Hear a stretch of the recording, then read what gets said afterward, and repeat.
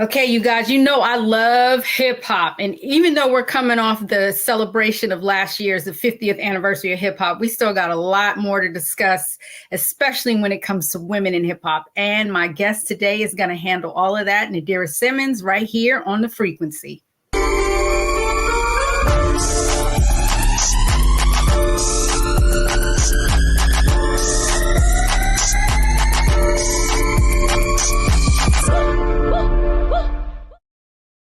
What's happening, y'all? And welcome to another episode of The Frequency. I'm your host, Dee Barnes. Now, like I was telling you, you know how much I love hip hop, and we have to talk about women in hip hop. My guest today is writer and founder of the Gumbo, a space that she created for women who love hip hop. And she's also author of a new book, First Things First, which is all about women in hip hop and the ladies who changed the game. Yes, Nadirah Simmons, welcome to The Frequency, sister. Hey, how are you? I am great. How are you? I'm doing well. I'm so excited to be here. You know, there's a chapter about you in the book because you are one of those ladies that changed the game. Yes. Oh my God, I'm so honored. I'm so honored. But first, we're gonna back all the way up because I want the audience to know who you are because your resume is incredible. Thank you. I'm serious, all the things that you've accomplished. And, you know, I really want the audience to get to know you because one of the things I find fascinating about speaking to any guest is finding out all the little things that help take them on this path and their journey to where they are right now. Everything that led you to writing this book. So first we got to talk about, where did you grow up? What area? I grew up in South Jersey in a town called Burlington, right outside Philadelphia. It's technically a Philadelphia suburb. I learned that a few years ago and I was like, that makes a lot of sense. So that's why I remember I went to New York and I said water. And they were like, what did you say? And they're like, where are you from? Are you from Philadelphia or South Jersey? I'm like, yeah, I definitely am. That's where I grew up. A lot of Philadelphia influence, but also a lot of, you know, love for Jersey and learning about house and Jersey Club and all of those influences there. But yeah, South Jersey has a very big impact on me. Okay. So when did you fall in love with hip hop? I would say my dad always tells me that when I was like 2 or 3 years old, I was in the back of he had a red Nissan Altima and he would play Imaginary Players by Jay-Z. And I was really, really little. And he was he's like, you knew all the words. He's like, that's probably why you talk so much now. He's like, the way you were able to pick up the words. He's like, you would just be in the back in the car seat jamming. So I think that for me was it was always something that was a part of me. And even when I think about my upbringing, hanging out with my dad's dad, he is from Philadelphia. He was so big on Philadelphia soul. He also loved hip hop. So I would be in the car with my dad listening to rap and listening to, you know, hip hop soul and all those different songs. And then I would get in the car with my grandpa or come to his house and hang out. And he would be playing like the songs that sampled them. So I'm listening to a lot of Philadelphia soul artists, listening to Harold Melvin and the Blue Notes, listening to the Temptations, listening to Phyllis Hyman, listening to Teddy Pendergrass, and I'm able to make those connections. So I think that for me was really like, wow, I love this music. And then on top of that, you know, my uncle, he owns a barbershop in South Jersey. So being in there and hearing the hip hop debates from 5, 6 years old. My dad owned a hip hop clothing store for a while in South Jersey as well. It was named after our area code. So I would go with him sometimes to the different showrooms where he would pick out the different clothes from the different hip hop fashion brands. So it just kind of all connected. And I love TV. So I would watch the variety shows and see the performances and interviews. Yeah. I got to jump in there for a minute because this is amazing to me because listen. You named your father, your uncle, grandfather. I think these are all male. These are all men who love hip hop. Now, when you think about that and how it's reflective of women in hip hop and how women are treated and the misogynistic things that goes on in hip hop, I find it very fascinating that all of your influence were men. Now, did you guys have the discussion? Did they kind of censor music around you? I mean, please. Yeah. The great thing, I think the great thing, and my mom, she's a huge hip hop fan as well. And with her, because you didn't mention mom. See? You didn't mention mom at all. I would get all of the Yeah, so she's from Maryland. So a lot of the go-go and the rapping over, those beats and those songs, that's where I would Right. get that love for that from. So all of that was connected. And I think, growing up and being around my mom and dad, and if we're in the car, like I would be in the car with them and they would play a Little Kim song and they would Right. play a Foxy Brown song and they would play, a lot of different things. And the one thing I always tell people this that I really appreciated about my parents, and I know your parents are not supposed to be your best friends, but my mom and dad were so instrumental in one, making sure things were age appropriate for me at whatever stage Right. I was in my life, but also explaining things to me if things weren't cool or if they felt like something was foul or if somebody said something in a song and said, hey, this is inappropriate and this is why. And as I got older, the conversation might have opened up a little bit more to, okay, now I can give you a little bit more detail because I want you to still be able to enjoy your childhood and your youth and have context for things, and you'll get more context with things as you get older. But I definitely think that, when I think about the misogyny and misogynoir, like I have conversations with my mom and dad to this day about stuff that we'll see happening. They're like, that's dead wrong. And this is why. And I remember having those conversations when I was 10 and when I was 7 and 15 and when I was 20, so they always kept me in a good space to let me know what's appropriate, what's not appropriate, the stuff that people are doing that's just dead wrong, and also how to navigate within those spaces. Because, sometimes you love something and it has those parts of it where you're like, exactly, this ain't cool, dang. And I'm really thankful for mom and dad for that. Oh, absolutely. I got to give them props because I disagree. I think your parents should be your best friends. I really, I agree with that. And those of us that are lucky to have that, it's a definite, you can see the difference in the grounding of that person's, whole structure, their whole personality. I was raised by a single mom, but she's my best friend. And I love that. We had those conversations a lot too. And I grew up a little bit in New Jersey. So have some that was more up, Lodi, New Jersey, and Patterson, New Jersey, which was, Teaneck, New Jersey. So we kind of moved around, but I was definitely so I got that Jersey influence. So when you were going to school and high school, for instance, or thinking about where you want to go to college, what were some of your influences? Like what brought you to that stage of saying, I want to be a writer? Or did you know you wanted to be a writer?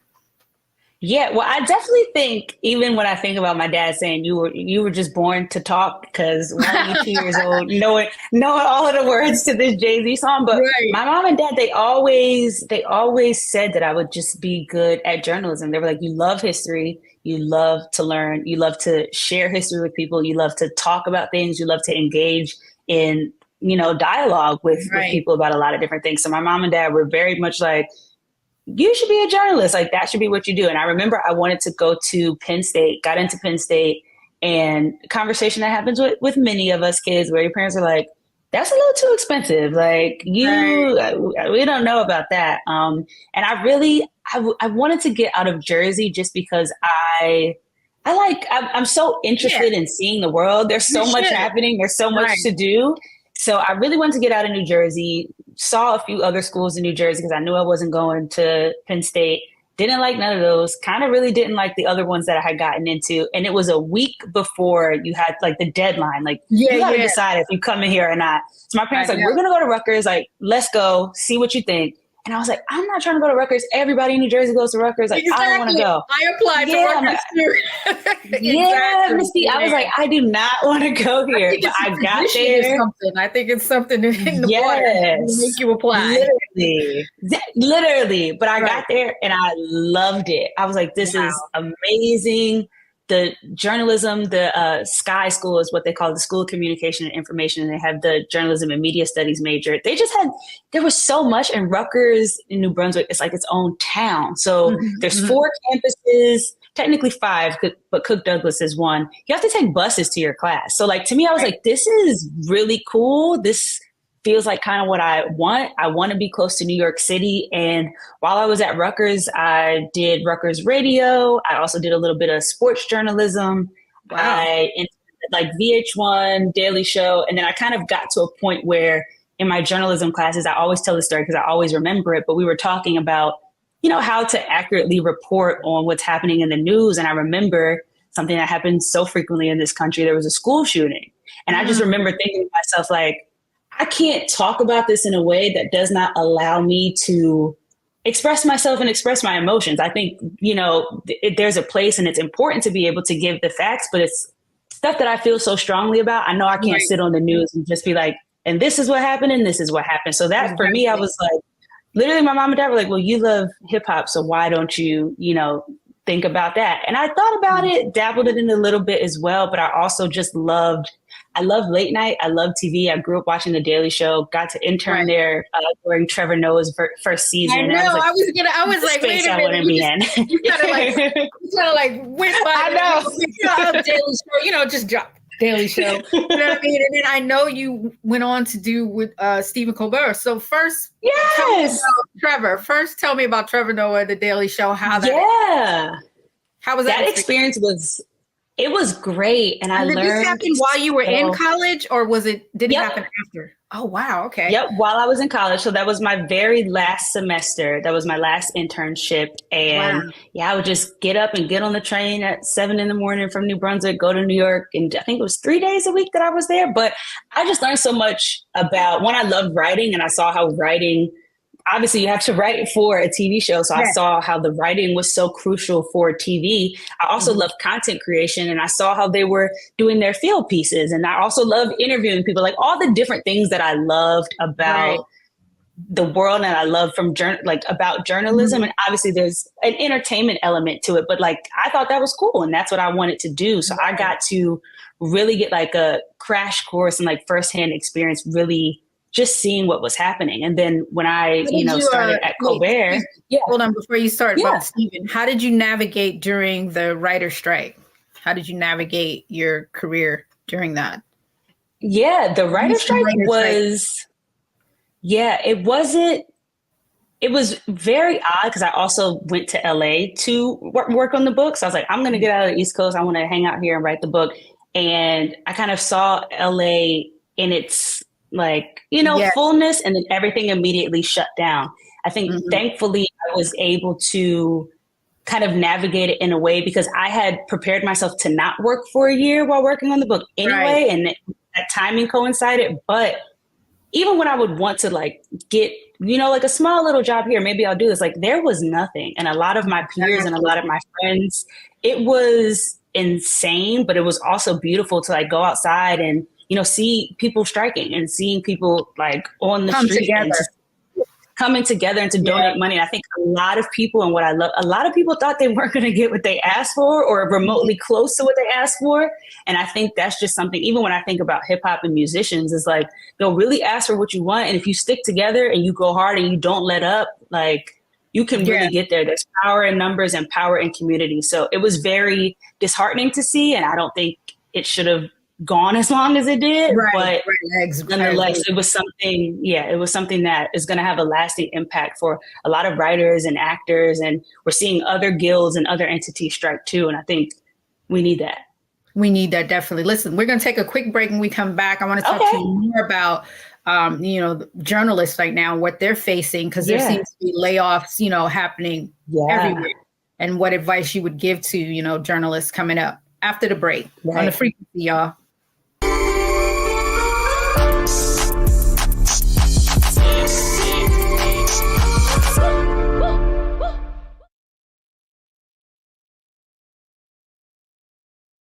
Black Star Network is here.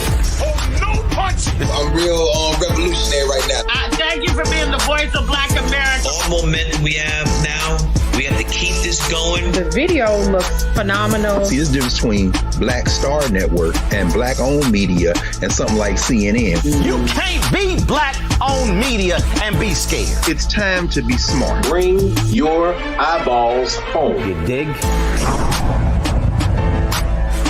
Hatred on the streets, a horrific scene, a white nationalist rally that descended into deadly violence. White people are losing their damn minds. As an angry pro-Trump mob storms the U.S. Capitol, we're about to see the rise of what I call white minority resistance. We have seen white folks in this country who simply cannot tolerate black folks voting. I think what we're seeing is the inevitable result of violent denial. This is part of American history. Every time that people of color have made progress, whether real or symbolic, there has been what Carol Anderson at Emory University calls white rage as a backlash. This is the rise of the Proud Boys and the Boogaloo Boys. America, there's going to be more of this. Here's all the Proud Boys, guys. This country is getting increasingly racist in its behaviors and its attitudes because of the fear of white people. The fear that they're taking our jobs, they're taking our resources, they're taking our women. This is white fear.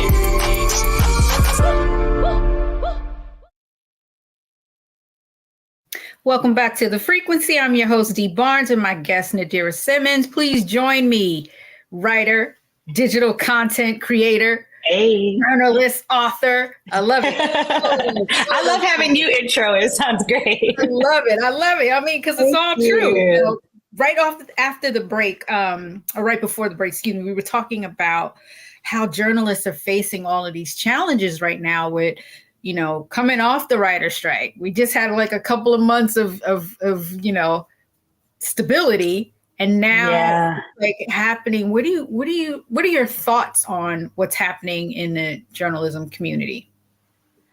I think it's so disheartening, and it's also very scary. Right. I remember when I kind of decided I didn't really want to do journalism full time. And one of the things that inspired me to start the Gumbo is because, you know, I was seeing a lot of my friends at, you know, in college and in school, and, you know, they're great journalists, not just because they're my friends, but they're great journalists, they're great writers, they're great at interviews, and they're not getting jobs. And if they are getting jobs, particularly the Black women, they weren't getting paid. So I'm like, how are you doing a job and then, you know, you're not getting paid? I don't believe in that. I'm like, that's not cool. Like, we're not paying nobody. So that really was what inspired me to start the Gumbo. I saved a year of my late show checks to kind of make that a reality and really keep some sort of, you know, writing and journalism afloat. But I think, I don't know what these companies are thinking in their heads. Right. I'm sure it's a money play, and I'm sure they want to, just like we saw a few years ago, we want to pivot to digital. We want to do podcasts. We want to do this. But journalism is so, so, so important.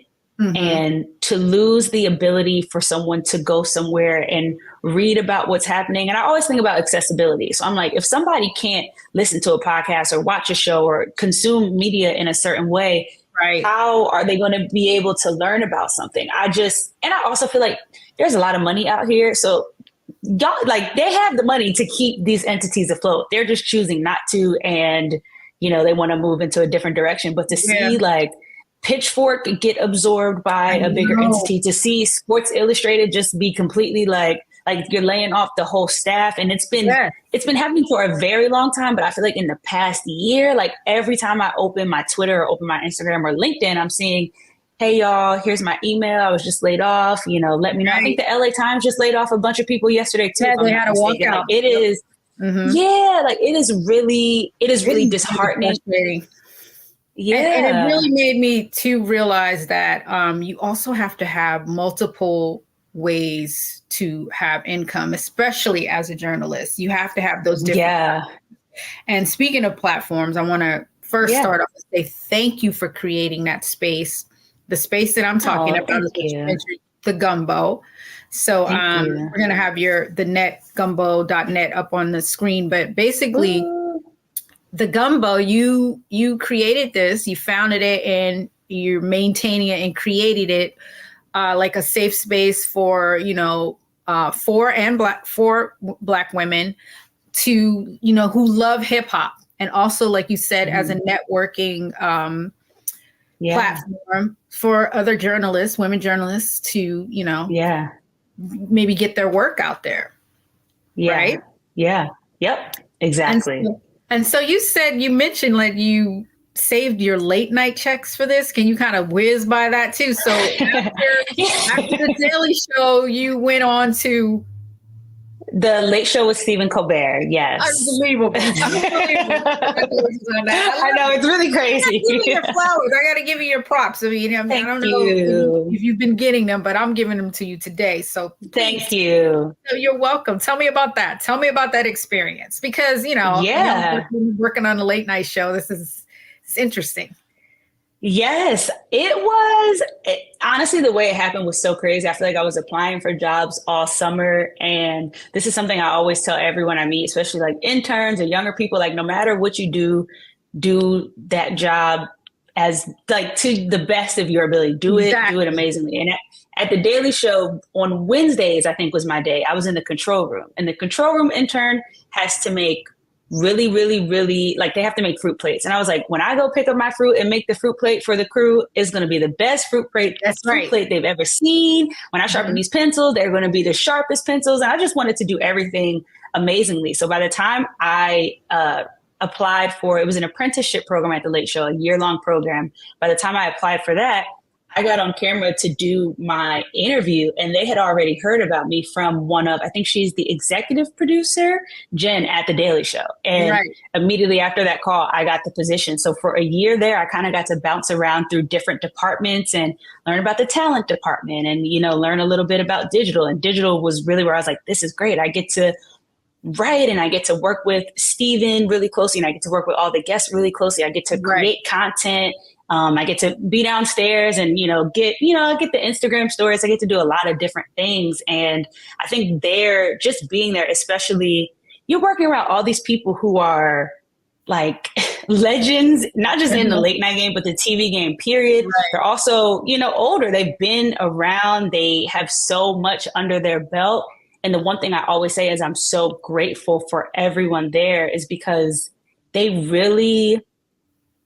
taught me so much, and they were always down, whether I wanted to go to one of the writers, like, hey, I have a question about a bit. They're like, okay, come up here after lunch. Or if I had a question for Steven, hey, come in right after my meeting. Like everyone was just so amazing there and so great. And I think that helped me, even though I wasn't really writing at that time, that helped me want to create a space where, one, I could be a good leader, just like the leaders that I'm around.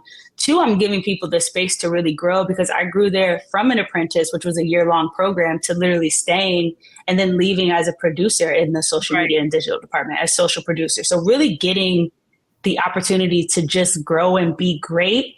I know that, late night is hard. There's a lot happening. It's long days, especially when we do those live shows during election time. Like it is long hours and hard work, and just getting to be there and experience that and learn from them and getting to network and meet people. Like, why am I in a room with Robert De Niro? Like, this is crazy. I'm producing a bit like Issa Rae. Like, okay, cool. Like just the trust that they had in me as a young Black woman. That is something that I will never forget, and I'm so grateful for it. And I'm sure people see me, I sing their praises all the time, but I love all of them. There's so many names to name that I don't want to name any because I know I might forget somebody, but yeah, so shout out to all of them and Steven. This is what I'm talking about. Like all of these things that happen in your life that brought you to this point. And this is your first book that you wrote, right?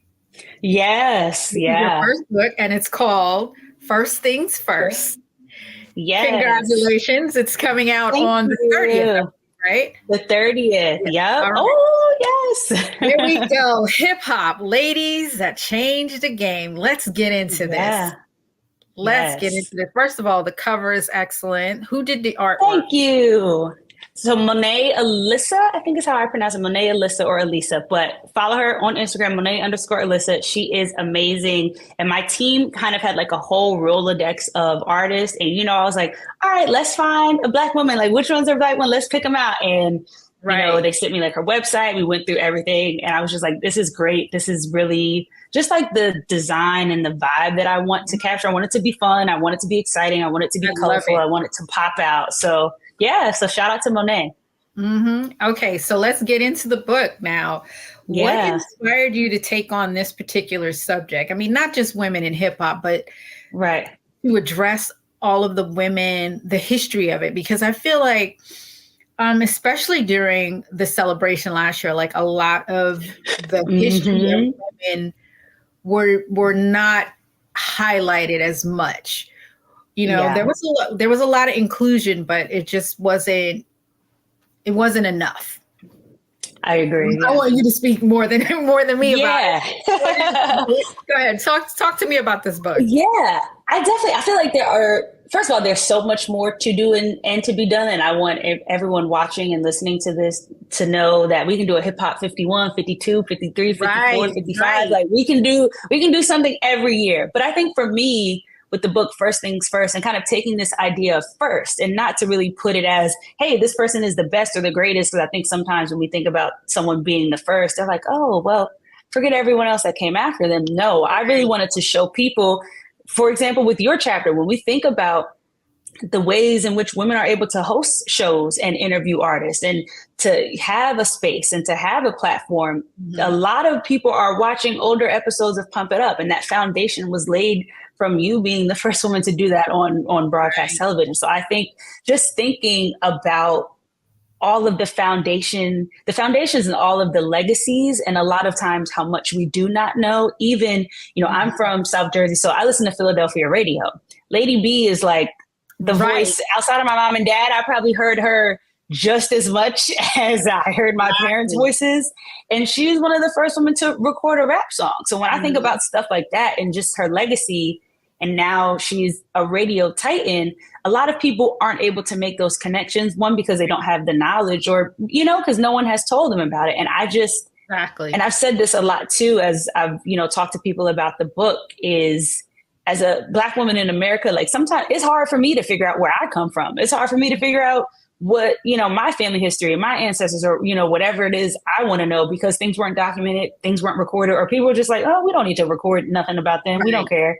And I think that happens so often within hip hop, especially when it comes to Black women in hip hop, is things aren't being recorded. And if a woman didn't, lay down a track, then should she be forgotten? No, especially because so many of these women are still here and still alive. Like, let's really make sure we are highlighting them. And I really wanted to do that with this book, is just kind of set the foundation for when you think about film, when you think about TV, when you think about journalism, when you think about the music, when you think about the Grammys, when you think about all these things, I want y'all to know the foundation for what we have today. Okay, well, hold that thought right there. We're going to take a quick break. When we come back, we're going to start breaking down the chapters and getting more into the book, because this is exciting. Ooh, right back on Frequency, thank you.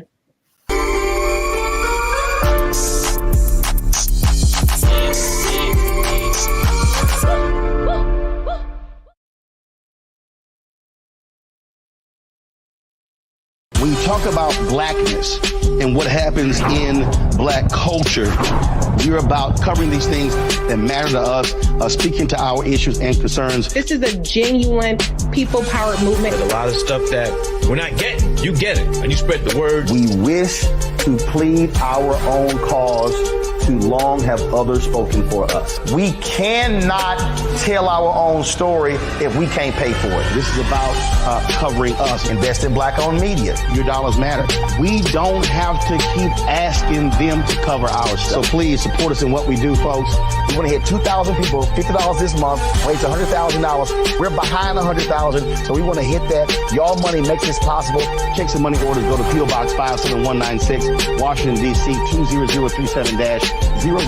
The Cash App is $RM Unfiltered. PayPal is R Martin Unfiltered. Venmo is RM Unfiltered.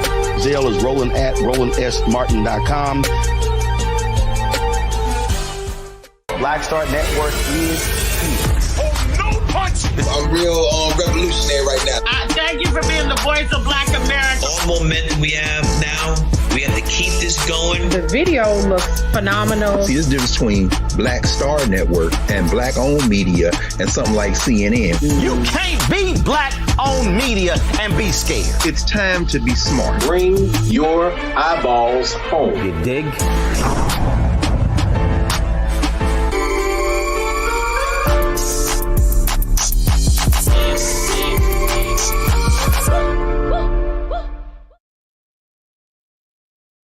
Back right here on The Frequency. I'm your host, Dee Barnes, and my special guest, author and founder of the Gumbo, Nadirah Simmons. Please join me.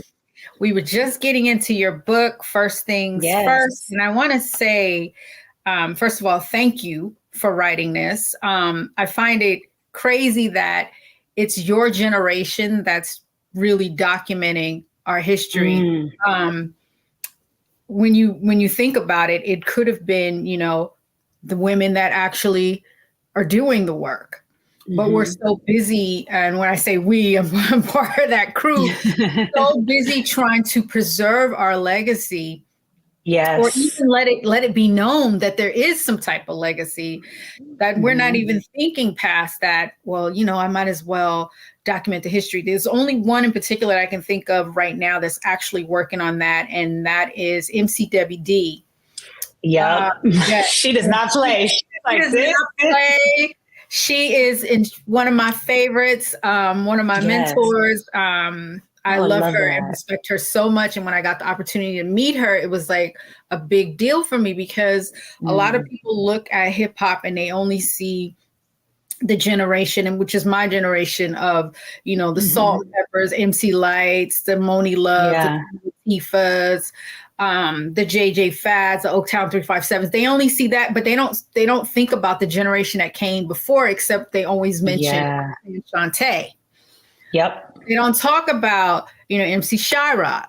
They don't talk about Lisa Lee, Debbie D, Lady B. You know what I mean? Yeah. Pebbly Pooh, the Mercedes Ladies. All of these women. And one of the things too, I wanted to say that sometimes too, when you're the first, there's so many challenges and roadblocks and things that happen, because you're navigating this territory for the first time by yourself. There might not have been someone else that you can follow in their footsteps. For me, a big influence, for me, was Downtown Julie Brown.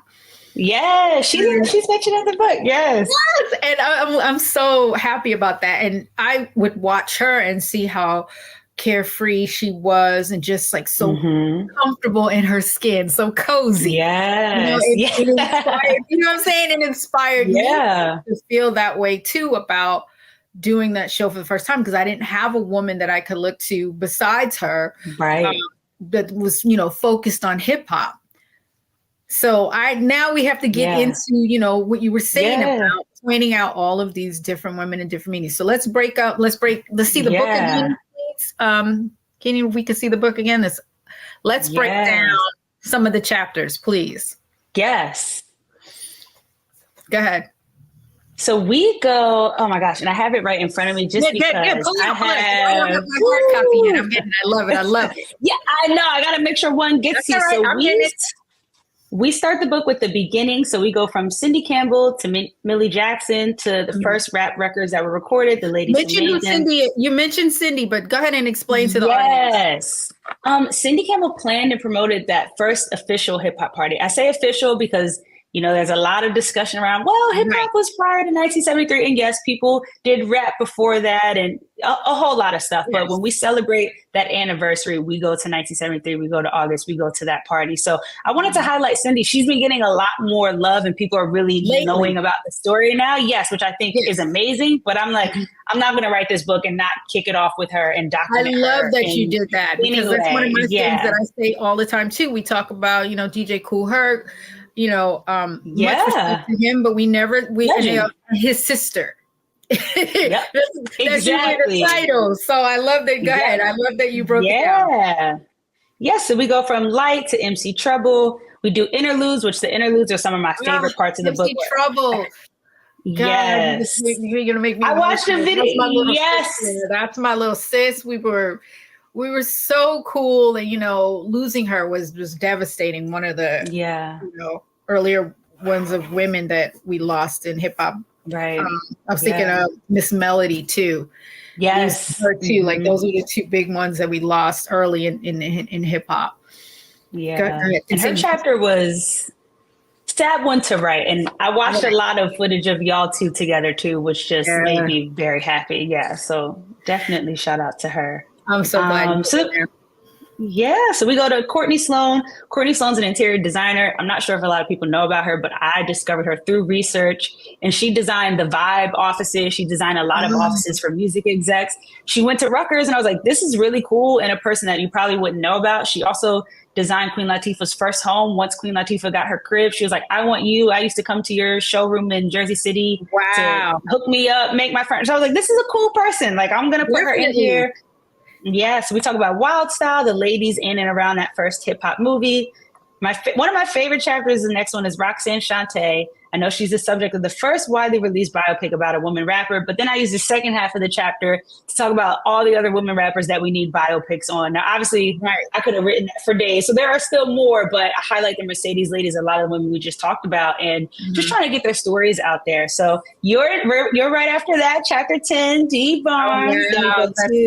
It's so surreal to be talking to you about that and like thinking about me in a book. And I really want to thank you too for highlighting it changes the narrative, you know what I mean? Yes. Of having that you're talking about the show as opposed to talking about the incident, because everyone wants to bring up the incident and they forget about the history of the show. And that's so unfortunate. And I think that's something that happens to women a lot. So thank you for like correcting that and pushing it out there.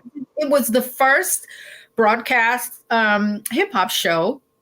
On a network station. It was an early show, an early network with Fox. You know, this is back in the days before, like right before Living Color came out on that Fox lot. I used to finish Pump It Up and then run to, you know, the Living Color set and hang out with Rosie. And, you know, oh, she's in the book too. Yes, and Rosie, she should be in there.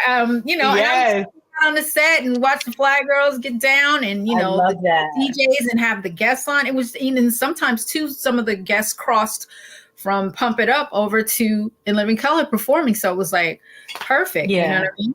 So I just felt, and even just for you, just thinking about you, and there are other chapters where, you know, there are certain things to address, but I'm like, I'm not going to leave Miss D's chapter with it. Like, she has done so much, and your history and your work is so important. And I wanted that to be, this is what we are talking about. Thank you. I am so honored. So, I'm so honored. There's so many women in there. Please name some more. I know that. So we have Big Les after that. Then we have Heather B, Sophie Bramley, Queen Latifah, Megan Thee Stallion, Eve, April Walker, Lil' Kim, Misa Hilton, ESG, Mary J. Blige, Missy Elliott, Gangsta Boo, Trina, Nicki Minaj, Danielle Smith, Honey Magazine. I talked to the founders of Honey Magazine. I still have a couple of my Honey magazines. Yes. Dizzy, I would like to see some. I will share some with you for sure. Go ahead. Yes. You're just really taking me there. Like, yes. In it. I love it. Then we have Angie Martinez, Foxy Brown, Salt and Pepper, Da Brat, Miss Lauryn Hill, and Cardi B. And I just want to say, in the middle of all of these chapters, there are games, or also different asides where I mention different women. So at the end of the Big Les chapter, I do a whole breakdown of all of the Black women hip hop choreographers that you should know. So there are a whole bunch of names in there that even if you don't see them in a chapter, just read the book. Like they are definitely Mia X. There are so many people in there. What's the game you're talking about? So there are how many games? I think are we gonna get cards? We need to get cards now, like from your book. I know. I thought about that. Right? Yeah. Okay. That's on my list of things after we get the 30th out the way. But I wanted to do. I think one of the things I struggled with a lot with the book was trying to get every single detail in there. And I told so many people this. I'm like, yo, like my editor, he really calmed me down, because when you're documenting the history, sometimes you feel like I got to get everything and I got to be as up to date. And my editor was like, Nadirah, at some point you are going to turn in the manuscript, which I turned in July of last year. Right. And he was like, and something could happen the day after. And he was like, news can break, records could be broken, things could be said about a certain person. He was like, and you have to be comfortable with that. And you got to be able to just live with that and create the thing. So once I was able to get to that point, I felt like I was able to just like write and be free flowing, and then also kind of get the information in there that. Did you do all the research yourself? Did you do all the research Yes. yourself? Wow. Yes. So journalist skills coming in. Yes. And that was a lot. I was in the library every day for like the first 6 months. What was your goal with the book? What was the whole reason you wanted to do it? I wanted there to be a place where someone could have an archive of information. And I think a lot of those exist. I'm just a big fan of having different ways to access information. So, okay, you can go on the Gumbo, you can go online, but even though a lot of people have smartphones today, iPhones today, I don't know if everybody has the ability to go online and access that. Library cards are relatively easy to get. So, hey, maybe you can go to your local library and check out First Things First to read. I just wanted there, especially when I think about Hip Hop 50, and, I was writing the book during the second half of the book, I was writing during Hip Hop 50 and just seeing a lot of the celebrations and discussions and the talks. And I'm like, this is one of the things that are happening there are great. Of course, I feel like there could be more, but I'm like, what happens when I leave this event? Where can I go get this information? Where can I find this? And I just wanted to contribute, not necessarily to Hip Hop 50 because the book's not coming out during Hip Hop 50, but I wanted there to be a place where, hey, if you don't know about a Sophie Bramley and how she had Yo MTV Raps prior to it being a thing over here in the United States of America, I would like you to know that. If you're not familiar with a Courtney Sloan, I think that is very interesting. And hey, there's so many ways and realms that hip hop touches. This is an interior designer and a woman who makes furniture, and she is so big in hip hop that she's doing all those different things. I guess that's the other thing too, is I wanted it to inspire. I wanted people to feel like, because I love hip hop, I'm a TV girl. I'm not really in the journalism space in the same way, but I wanted to show people that not only has hip hop touched so many different realms, but there are so many different women who are responsible for hip hop being in these different realms and different spaces. So that was the big thing. And then even when I think about the Big Les chapter at the end, because Big Les has done so much. And at one point, her chapter was so long. I was like, Nadirah, I wrote 20,000 more words than I was supposed to. Type receipts for her. Her resume is so long. So I decided to do a crossword puzzle at the end of her chapter. And instead of me giving you so much more, because you've already read a lot, okay, now I'll try to fill this in and learn. Because I also, so many, like I said, my hip hop memories in the car with my dad, or like in the car with my mom, or at home with my mom, she's putting a CD in. I can attach them to moments. So if you're filling a crossword puzzle and you see that Rap City now fills in a box, you're going to remember Rap City and Big Les in a different way than maybe if you were reading, a long paragraph. So there are games in there that are really fun. You know what? I think it's so important to have this history documented, because there are a lot of women in hip hop now, this generation, the younger generation, who don't know whose shoulders they're standing on. No, exactly. You know what I mean? And no disrespect, but they don't know the history of the genre that they're in. You know what I mean? Nope. And it's just like, that's mind-boggling to me. Like, how do you not know who came before you? You know what I mean? Yeah. And I think that's important. You got to know, you should. You got to know so that you can navigate your way through this career. You know what I mean? This culture. And that's another thing, too. People lose sight that it is a culture. It's not just... Yes. That's what I love that you covered, the break dancers, you've covered, the choreographers, you covered, the people that do the interior design. Like, these are things I didn't think about. Photographers. I'm big on photography, and women photographers that I covered that, they covered hip hop, and they took like the iconic photos that you see and no one knows their names. You know what I mean? So I love that we have this reference now. I think it's important. And it's something also that can translate into schools too. Yes. You know what I mean? Yeah. And I love the idea. Yeah, right. And I love the idea that, also with the game, the cards and just the knowledge. I think it's important to have this history documented. And I think it's even more critical when it's, women documenting women. I think it's so thank you for your work. I mean, thank you. So I'm excited. I mean, you have all of these chapters in there. And when did you start the project? So I started it July of 2022. So it was a full year. What inspired you? What made you go, this is what I want to do. Like, I'm going to write it about this. Yeah, I had to be one like catalyst, because I know you know the history. I mean, you have the website, the Gumbo, which is like a safe space for us to go, you know, and talk about it. But what was the catalyst? I said, you know what, I'm going to document this. I really feel like the catalyst for me is kind of in line with the Gumbo. It's just, and that, and also just being on social media and just seeing people post things that just aren't correct or don't have the full information. And I'm like, this person actually wasn't the first person to do it. And like, this person did not create this. So I definitely wanted to contribute to that overall. See, that's perfect. Okay. All right. We're going to take a quick break. When we come back, we're going to talk about what's in the future for you and, you know, what's next. What's the next book? Yes. Frequency, y'all.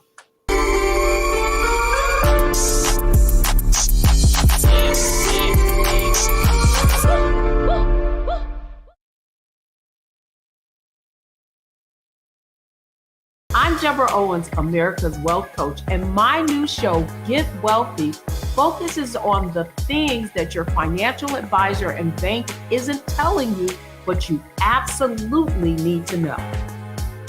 So watch Get Wealthy on the Black Star Network.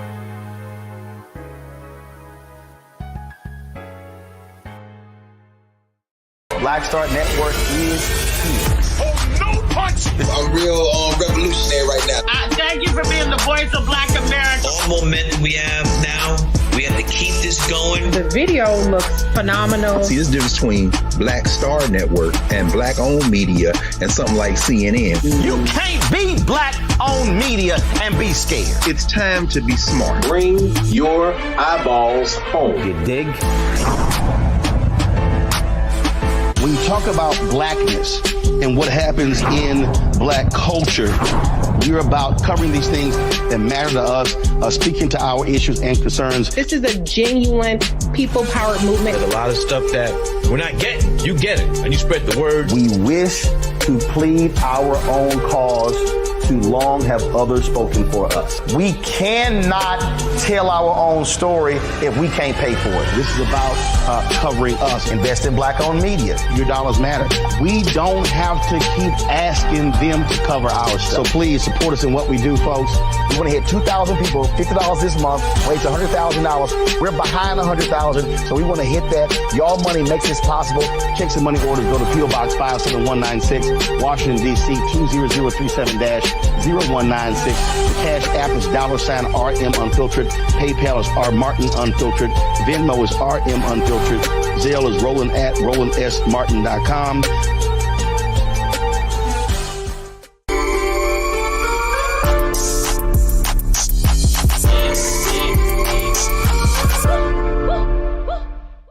Back right here in the frequency with my guest Nadirah Simmons, author, okay, of the new book, First Things First, Hip Hop Ladies That Changed the Game. I absolutely love it. Thank you. Thank you. I can't thank you enough for the work that you've done, especially creating, you know, the Gumbo, that safe space for women who love hip hop. You know what I mean? Because there's plenty of discussions online about it.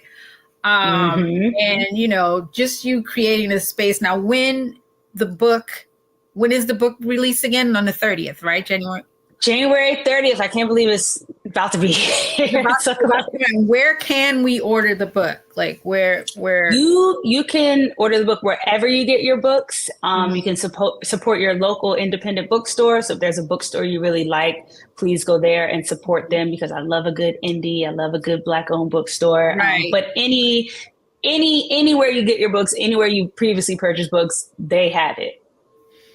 I love it. I can't wait to get my actual hard copy, and thank you so much for including me in there. It's just so of course. So humble that it just makes me like I'm blushing and laughing and thinking about it. But you know what? You had to be in there. Yes, you did that. You see Nash? I'm like, you know what? You go, girl. You did that. Yes, exactly. That's what I'm saying. That's what I'm saying. And I think it's so important for us women to document our history. I mean, it would take your generation. Like I'm telling you, like a lot of these books that are coming out, a lot of things that's being documented. I love that. From, you know, the women that grew up in the music. What are you listening to right now? Oh my gosh. I feel like I listen to so much old stuff. I'm not gonna lie. Sometimes I get, I mean, obviously I listen to any new Lotto, new Meg, new Cardi, new Nick, anybody that's coming out. I listen to the new music, but I just always, I love Lil' Kim. She's one of my goats. I always go back to streaming her. I love Missy. I think Missy is so amazing, iconic. I always listen to her. I was so happy she, you know, got inducted to the Rock and Roll Hall of Fame. I mean, that was so amazing to see. And recently, Queen Latifah just got the Kennedy honors. I mean, it's amazing. I love seeing women in hip hop get the respect, get their flowers, get their just because it seemed like it's taken so long, you know, just for us to get that very long. You know what I mean? Very, very long. For us to get that recognition. So I'm happy whenever it happens, and I love seeing Black women like you know, platform that. I wish you nothing but success. Thank you so much. So excited. You know, next it'll be, you know, the docuseries. That's what we're trying to do. It'll be the docuseries first thing first, because you know, we should celebrate this. It should be celebrated, and there's a couple of people in there too that I'm ashamed. Like I was like, oh, I didn't know about that. So I think it's definitely something that's, you know, we need it. We need it. You feel that space. You feel that space for it. That means a lot coming from you, because you are the GOAT to me. You know so much. You've done so much. You've contributed so much. So if you say it's good, I'm like, we good. It's good, y'all. And y'all better order it. You know what I'm saying? And we got to be talking about it on the Gumbo. I'm going to be all up in the comments. For sure. So I will be there. What's next for you? I would like to take a nice little vacation, honestly. I'm like, yo, you can't take a vacation. There's no such thing. I know. I'm like, just a nice little week away, go to the spa. So I'm going to plan to do that. And then, like you said, I do want to turn it into a docuseries. I would love, I'm just such a big fan of having things in so many different mediums. I want someone to be able to listen to the book. You have the audio book. You can read the hardcover book. You can get the ebook. And now, someone who might not have had all those things or even known that this existed might be able to watch this online or on TV. So that's kind of the next phase. And I also want to do a book on the intersection between hip hop and television. Those are my two favorite things. It's something that I just love so much. And I love that idea, because I think about the influence that, you know, television and hip hop had on me. Like I remember, and mostly for me too, it was music videos, because I came up in that. Yes. So I remember we had I don't know if you remember Friday night videos. No. There was a show called Friday Night Videos, and it used to be hosted by Jesse and Angie from All My Children. Were they on All My Children? Remember? Do you remember? This is probably I know All My Children. Back in the day, you know. So Jesse, they were the black couple on All My Children, and they hosted videos, like late night Friday night videos. You know what I mean? And then fast forward to Graffiti Rock. Yes, now that I know. Yes. These things had like big influences on me. I would love it. I told you earlier, you know, Downtown Julie Brown. So definitely like music videos. So I would love to see how you relate the hip hop with television, because I can't even. And, you know, I remember like when the first commercials were on, they were terrible. Terrible commercials that they used to have. Remember, like the Pillsbury Doughboy would rap. Yes, with rap. I'm young for this, but I remember, and I know my generation remember. This is like what? Yeah, like, what is happening? But that was like how they were like trying to, you know, integrate it into the mainstream of commercials. I remember there was back in the day too, was all these commercials with like break dancers in it and things like that. So I would love to see you writing with. You know, hip hop and television. That's going to be great. And then hip hop and movies too, even though you touched the thing. Right. You touched on it in the book too. Yeah. With there's a lot. Yeah. I feel like there's so many more movies we need. There's so many that have been made, but when I think about a Queen Latifah, like for me, I listened to her, thankfully, because I had, my mom listening to me on TV. I had my dad listening to her. But when I would get my hair done on Sundays, my mom and I would sit. That's one of like my other biggest childhood memories. She'd be doing my hair. We'd be watching Living Single. So Queen Latifah for me initially was the actress. I knew she rapped, but when I was consuming her, she was Khadijah, and then she's in all these movies that I'm going to see. So I think that, just thinking about all of that and then working in late night and knowing the impact that Arsenio has had and, why we have the performances in the way, I just feel like there's so much there, which also lets me know that would take that book's going to take a while, a lot of research, a lot of interviews, but I just think that it would be really, really necessary because again, to that point of impact, people have done a lot. It's so funny that you said about late night too, because initially had I always consider myself girl interrupted when I was working. But my goal was to take that, pump it up and turn it into a late night show. I wanted to be that woman on television late night. That was my goal. And then also I wanted the first hip hop awards. Like I was trying. This is prior to I think the Source Awards or maybe right around. But I wanted pump it up to do like an award show. And I had all of these different ideas. And they were just like, like, okay, maybe. We got you. These are things that I wanted to do. So yeah, I can see where you're going with the book. And I think it's going to be excellent. Thank you. I will hit you up when it's time because you guys are yes. However I can support, I'm there. I'm there for you. Thank you. And same to you because I want the Pump It Up doc book, whatever. The moment I said that in the book, I was like, whenever she does it, I'll be first in line. It's been a challenge, I don't know what made me do it, but I did document a lot of Pump It Up. I documented the 3 years I was there. Just, someone was holding the camera and they've got me, filming and I have like over 100 tapes. Yeah. And, I've been pushing documentary, but it seems that I have to find balance between, even though I feel like the documentary Pump It Up could stand on its own. Everybody wants the whole, they want the whole pie. They want to do. Yeah, they want the whole pie, not a slice. And I'm like, but this is more. But that's a pie too. Yeah. Exactly. I feel like that's more important than, this is like, that's just a chapter that happened where this is the whole book. But I'm getting there. So I definitely want to pull. We'll get it done. Yeah. It's going to get done. Yeah. Oh, thank you, sister, for coming on. I just want to give you your virtual flowers. Thank you. Tell you how much I appreciate the work that you're doing. And thank you for creating this book and this safe space for us, the Gumbo. You guys, log on to the Gumbo. Okay. Get in there, get in those comments and definitely pick up the book. First things first. I love it.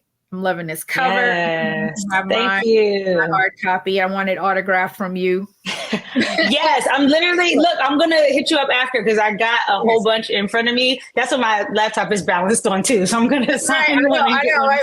Mine is on a book too. So definitely. Well, thank you. Thank you for everything you're doing. Thank you for the work. And I wish you continued success.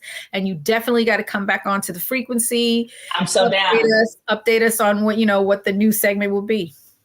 Okay. Yeah, and thank you so much. Thank you for having me. And again, thank you for all that you've done and continue to do. And congratulations on the frequency. This is amazing. Thank you so much. Hold up that book one more time, please, so we can see that. Yes. First thing first. Okay, Yes. First thing first. Let's get it. Let's get it. Thank you. I appreciate you. Thank you. Appreciate you. Okay, we out. Woo, hip hop. I love it. I do. And I want to give a special shout out to Nadirah Simmons for, writing that book, First Things First, and just coming on and talking about hip hop with us. And now when she gets to the next level, we're going to have her back and we're going to talk more and, keep it going. Thank you for tuning in on the frequency. Black Star Network.